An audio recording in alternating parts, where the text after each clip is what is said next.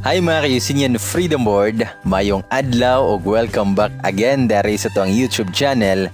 Og unta okay ra ang tanan, unta naara mo sa maayong kahimtang karon.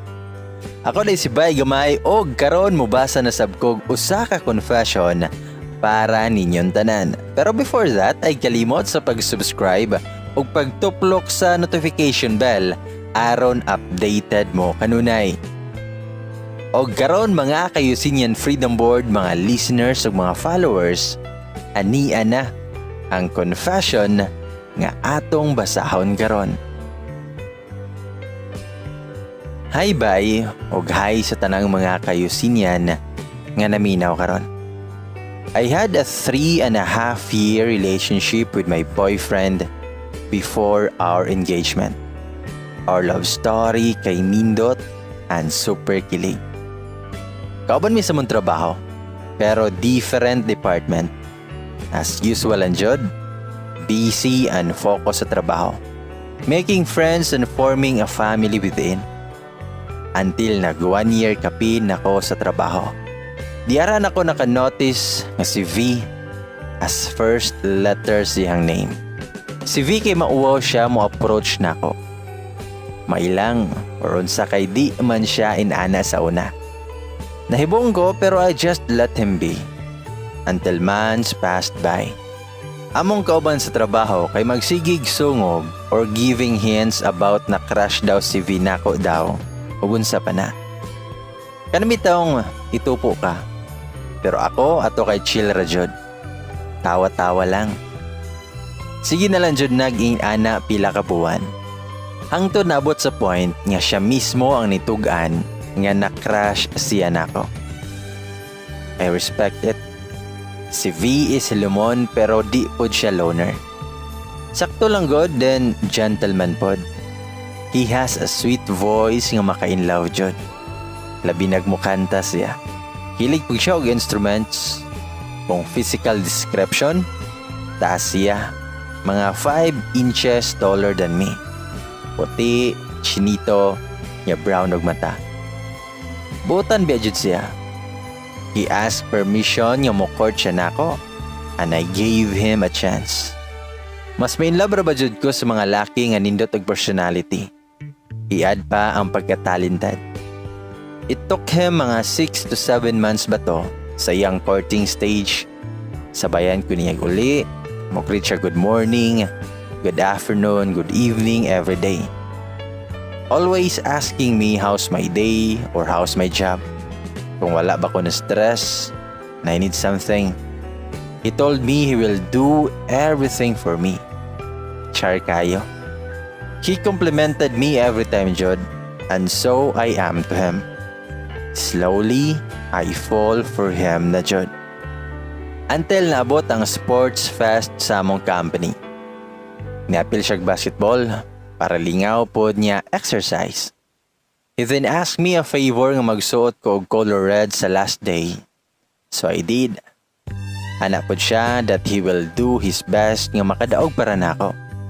Pero I told him ang pod nga ang importante is i-enjoy niya ang moment and I'm thankful for his efforts jud. So in return, nag-create kog banner with his jersey number. Char kay no. Di pa gani kami. Nagtanaw ra jud ko sa duwa. Syagit dito, ang back dere ko yung mga workmates po nako. And luckily jud, they won. Nakadaog sila. So hatag nag-trophy, announcement, and etc. Ang nahibong ming tanan, kay murag na-busy silang tanang players. Murag na ay asikaso. Nagtanaw ra jud Manila. Hangtod si V ang niadto sa tunga with microphone. And then every player sa game bisag kontra nila, naigidala nga puting papel or kartulina ba to. Isa-isa nag-flip then ay letters each one of them. Nag-play pag Just the Way You Are by Bruno Mars. Nikanta yun siya. Anjali kay tingog. Samtang nagkanta siya, nag-anam pod og sigig flip sa papel. Hantod sa nabuo ang Will You Be My Girlfriend Jay. Grabe kahugyaw sa mga tao. Ibira jud ko sa mong kauban para munaog. Bitaw, aha kayo. Wow, kay ta jud. Sige ako gunit sa kong nawong kay for sure pulap ako sa rosas. Dinaay short poem nga gi-recite ato. Grabe jud kay nga effort ba? While akong banner ra siyang jersey number.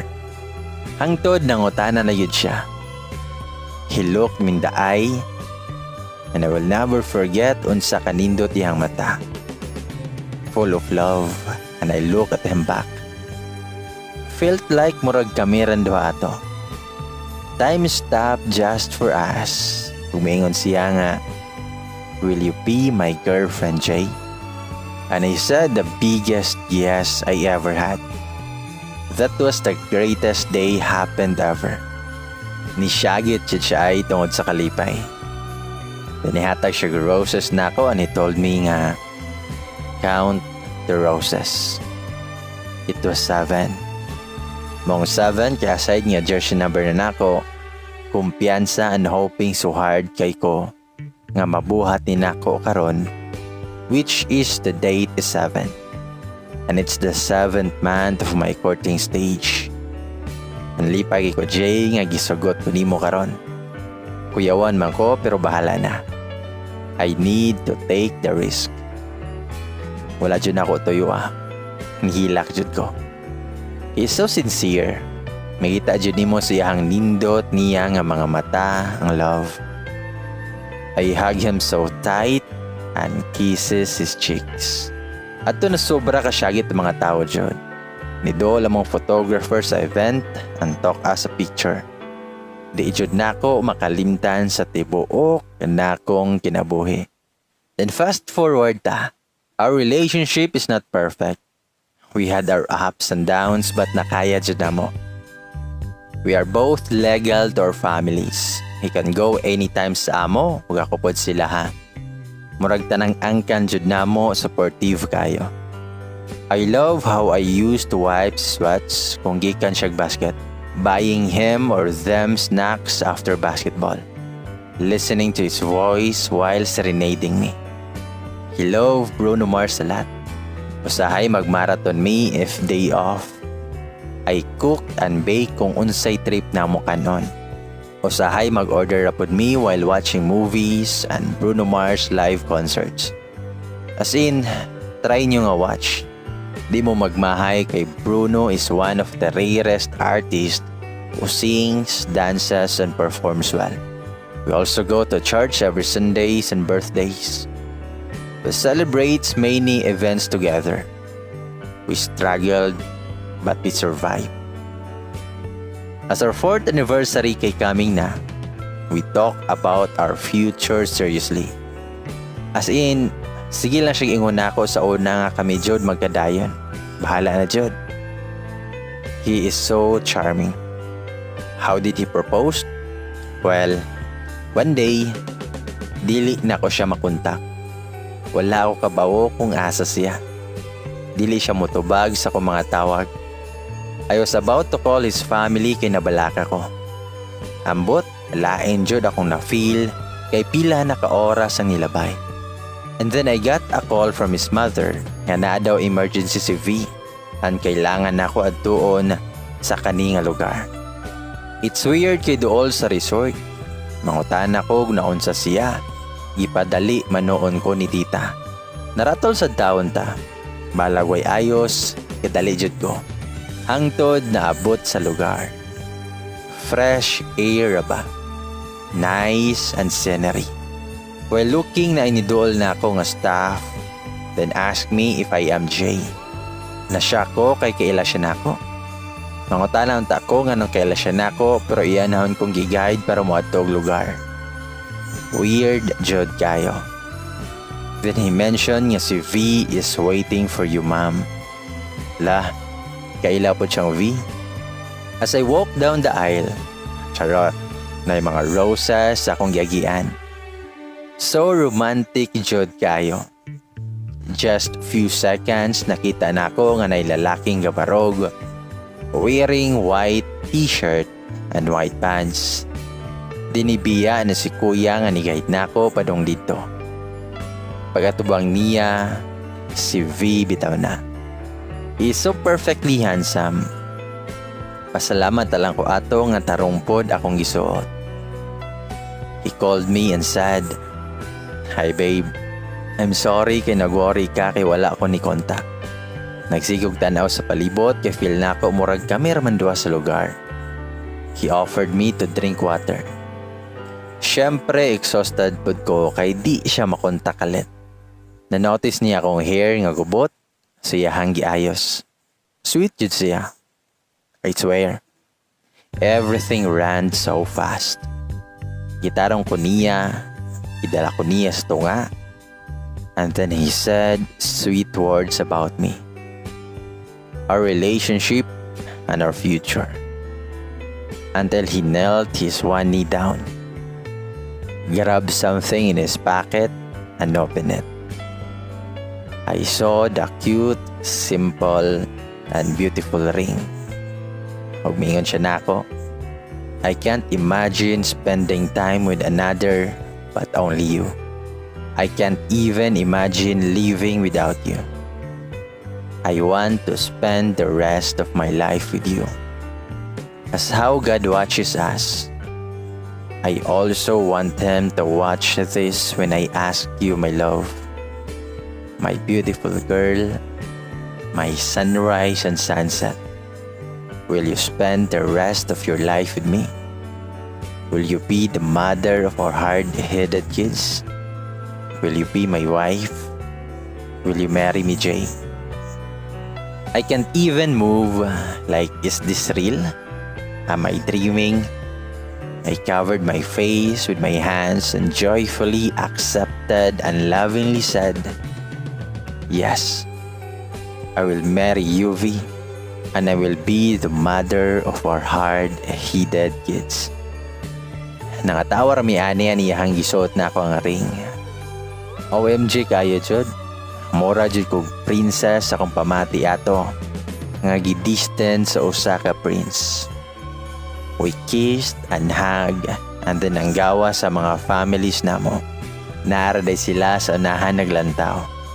We spent the night sa resort, happy, laughing, singing, dancing, and blessed.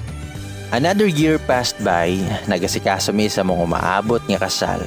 Pero mong priority kay magtukod jud og balay. Nagplano pod mig pila ka babies. Ganahan jud siya nga isa ka dosina kay parehas daw sa basketball team. Ahak na jud atong matres ani. While in the process, wala jud mi nagpuyo ani kay since mag-fiancé pa mi. And medyo sensitive po mong parents. Respect lang pod mi pero pwede rami nga magkuyog sa balay. Pero dili jud tapad og tulog. Kadaghan na po nahitabo nga magsigi na lang migaway. Kanang goal bitaw kayo. Wala ako sabot usahay kay mokalit na siya kasuko nga walay hinungdan. Like madisturbo na ako siya, maninghag lang. Sige na po siya duwa og yamal. Okay raman unta pero bisag nagpuyog mi, kanara pirmi ato bangon. Kung masayo po ginagmailang, like na paay gamay nga akong giluto, as in gamay ra. Masuko dayon siya. Ingnan ko niya guway gamit, way ayo. Magminyo na daw mi pero sa pagluto kay palpa kayo ko. Din sa among trabaho, nami rankings, dagdag lang incentive sa company. Usahay matap 2 or 3 ko sa department namo. Iniuli namo, masuko siya kay pakaulaw daw ko. If magduwa ming duha sa ML, nya pildi mi, kasabaan din ko niya. Worst kay pakawawan ko niya siyang mga friends niya. Bulok daw kay ko moduwa. Naunsa na daw ko. Masakitan man sa dawon ta, kay bisag unsaon nako, i-try na ko akong best. Dili enough niya. Wala sad ko kasabot nga nung iana siya. I thought na overwhelmed lang siya sa mga natabo sa mong kinabuhi. Kaslunon mi. Promoted siya as a team manager sa ilang department. Pero wala gihapon ko kagets nga no siya. Sobra pa sa high blood. I want to talk him about it. Mo-open up ko. Ingnon ra ko niya goay. Himi. Oversensitive kay ingnon ako siya nga nasakitan ako. Sige kog hilak jud. Di man tami inani. Never na ako ma-imagine nga magkain anime. Dugay na kay siya muli kay duty. Mangutan ako, ingon ako niyag. Daghan pang giasikaso eh. Sige makagpangutana. Nya dayon moadto ko sa kwarto kay matog. Pero before siya matog, manugo siya paluto og pagkaon. Nya inuntag, tarong agluto. Ayaw ko pakitag paig bisag gamay kay ambot na lang. Or pagtarong sa mong gestures diha. Di ko ganahan nga unsay istorya sa mga tao nako kung makita sila. Or moingon siyag, tarong nga sa nang porma nimo eh. Pag makeup, ayaw ko pakitag magluya ka diha. Di ko ganahan makita nga mga luspad ng agi nimo. Mo nang mopahiyom na lang sud taon ko bastang iyaha kong i-look down or kasabaan. Nabot na ko sa point nga di na nako kaya jud. Nako sila ha.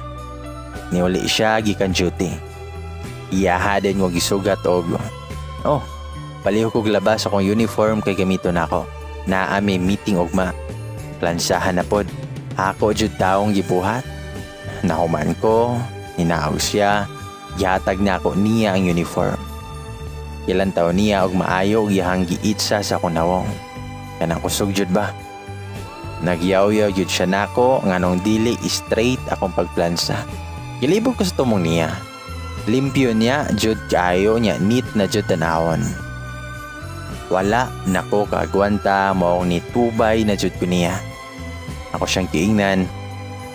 Grabe sa dimoy. Sobra naman kay ka. Kailangan jud nimo buhaton ako. Tanang gusto nimo akong gibuhat pero sa pagsabot man lang nako di ka kabuhat. Permi lang ko nimo singhagan nga way hinungdan. Sa puton kag way hinungdan. Ganahan ka perpekto tanan. Di ko dapat masayop. Nagtuo kag sakto ka sa imong gipangbuhat nako. Sobra na kay ka. Wala ako kasabot. Wala ko nagdahom nga maging anita. Labaw na wa ko magdahom nga inanita magminyo. Surok na kaya kong dugo ato. Kahilakon ako pero kabaw mo sa gisulti niya. Ang giingon niya kay sobra? Hala sige. Di nalanta magminyo. Kapoy ra nimo a. Responsibilidad man ta nimo na isip mahimon akong asawa. Nya hilak-hilak dayon ka. May pag di natakaslon. Nisaka siya sa taas o giinan rakog. Pauli na sa inyo kay sugod karon. Wala na nay gamit atong engagement. Grabe nihilak jud kog maayo. Unsay dako na ko nga sala para ing anion ko niya. Gibuhat na ko tanan. Tungod sa kalagot, wala na ko katingog ug nilakaw ko padung uli sa mua. Sige kog hilak, wala na ko'y paki sa palibot nako. Until nahibaw-an na nilang danan nga di madayon na mo kasal. I tried jud pero he chose to broke it off since di siya ganahan maminaw sa kong side man lang. Since it's his job as supposed to be my future husband. Pila ka adlaw, naabdan sa COVID-19. Lockdown ng tanan. Ako, sige ako gihilak tag-adlaw o gabi. Di na ako mukaunog maayo. Niresign na pod ko sa kontrabaho. I need air. I love him so much, but I don't understand him anymore. If you ask me if I got depressed, deeply yes. Tungkol sa lockdown na to, the more nga magstay ko sa lugar, the more nga magsakit kog maayo. Di jud lalim. Nag-worry akong family kay di kay kumukaon. But later on, na-realize na ako nga alkansi ko kung magsakit ko. Ako'y mag-antos while siya maybe chillin ra. So after pila ka bulan, naisik yun na ta. At least makagawas na ta bahalag limited. Gipangalan nilang mamagpapa nako ang quarantine pass kay para daw makalanghap kog fresh air. I'm still and always blessed to have them. Gusto nila nga mag-unwind lang ko. Dili laag pero at least gawas na jud ko sa balay. Instead mag-unwind, guess where I went? To my ex-fiance's house. Why? Because I need answers. For what? to help me feel at least peace or unsa pa na, and I deserve it. Di ko katulog turong thinking asa ko na sayo. Ron nabuhat na ako nga nakapaatras sa mong umaabot nga kasal. He never texted, called, chats, or any form of communications para musulti na ako kung unsa nami. Nothing. As in wala. Nakasuldrapog ko sila ha, kay kailapod sila nako. I'm kinda nervous. Yes. Pila ka man so ako kita niya. I admit that I miss him so much. Pero pagkato na ako, wala siya. Gi-welcome rapod ko siyang mama o gitagan og salad. Kay finally daw naka-grocery na siya. And then ingon si tita nga stay put lang ko sa kitchen kay moadto siya siyang silingan. Kay hatag po niya ang salad. Of course, with mask na pod siya. Topad rapod nga balay ihang gyadto. Pila ka minutes nila bay, nadungog na ko nga ni Ablil hangkay. I thought na balik na si tita, pero little did I know, it was him pagsulod niya sa pultahan. Wala pa siya kita nako kay nako sa kusina, siya kay nasa sala. Naghubo pa sa sapatos, while nagdala og dakong plastic bags. I should be angry, diba? But I miss him so much. Ganahan kay ko nga muhag niya. Kiss him, adore him. Ambot nga no ko. Naluya ko pagita niya. But I was surprised. He smiled, but not to me. Seems like naa siya'y kauban. Og samot kog kaluya, seeing what I saw. Please, masakit na sad. Unsa naman eh? Nakita na ako akong ka-workmate nga bae. My trusted friend's office. Never in my dreams nga makita na ako siya. Wadama, nabuhian na ako ang kutsara ug adto na sila nilingi na ako. What is this? Why is her tummy seems bloated? Nope. She's not bloated. Is she pregnant? Can this get worse pa? Why? Nganong nahitabo ni nako? You know what? Nalay ni flashback na ako nga pagkita nila. I remember katong wala pa nung FCV nako. Katong bago pa ko sa company. Years and years ago. This woman, let us call her T. He told us during break na mo at one time nga crush niya si V. Then nahilom lang siya. Kaya after few months kay nakauyab rato bayhana and until nag 1 year na ako kapin sa company. At to na time so good na si V nakaupang uyab. I'm so sorry pero lagot sud kay ko but I don't want to conclude yet. So I approach them. Ingon ko nga, "Hi V." Mitubag siya, gaunsa ka?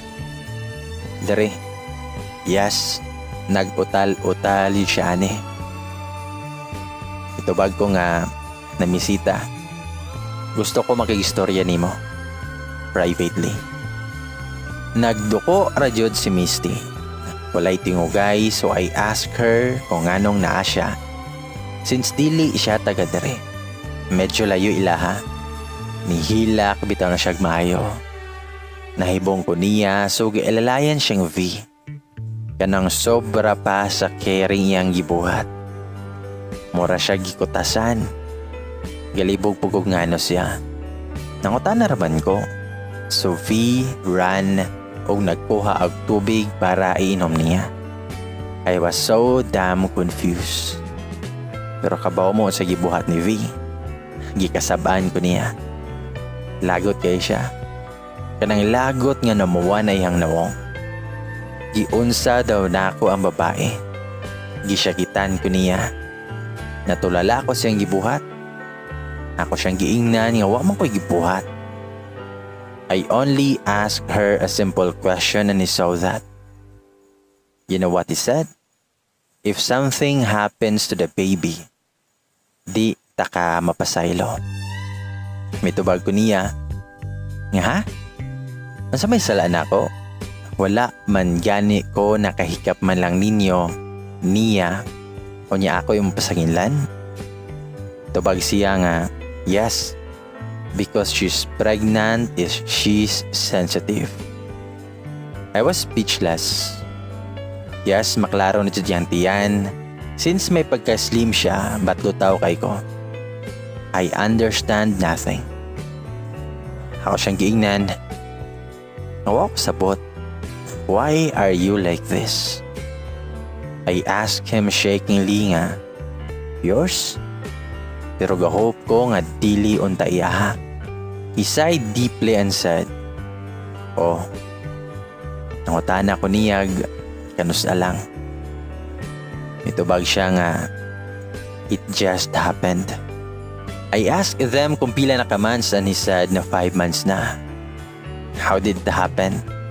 Nibisag isa ka moment na mo nga kuyo ka shift city. Wajud ko'y na-feel nga duda. I trusted her. Isa siya sa akong pangayuan o advices. But how come she betrayed and hurt me so bad? Mura kog nawagtangan o kusog. I don't know what to react. I couldn't even move. It's like I am dead but still breathing. If you are me, what will you do? Cry? Slapped him? Hurt him? But I didn't. I was so damn calm and despite nga pilosopo kay siyang tinubagan. Ako siyang gipangutana. Nga you love her? Wala siya mitubag. But unknowingly I shouted and said him these words. Then why? Then why did you give me the hope that we will be together forever? Nganong nanguyab pa man ka kung inani man ta padulong? Why did you knelt down and ask me to be your wife? And why did you look me in the eye and said that you loved me if kaya ra ko nimo baliwala o nagpasakitan? Perti na kong hilak. Nagbako na ko. I couldn't even breathe properly while nagunit ko sa kwelyo niya. I laid my head to his chest and just asked myself, nganong dili na ako ang naasulod ani? T spoke while she's crying. She kept on saying sorry but I hear nothing. Kuan ako'y na-feel. Si V, kabarogra. O siya'y lihok-lihok, sukad na syagitan na ko siya. He was just there, standing but hurting me deeply. It's so unfair. I was there through his ups and downs. And naa perme for him. I dedicate my life for him. I am willing to forgive him sa iyang gibuhat paglast because I thought maokay rami. I was so hopeful for a hopeless outcome. Gibuon ako siya para radiay sa laing babae. Di na ako kaya. I fixed myself and wiped my tears and told them nga, nahitabo nang nahitabo. What else can I say? Congrats to you both. Please be happy. Gihatay na ko ang singsing balik ni V and told him nga, I think you fit the ring to the wrong person. Iyahara ning gitutukan. Wala na siya ni tingog. Auntie, keep on trying.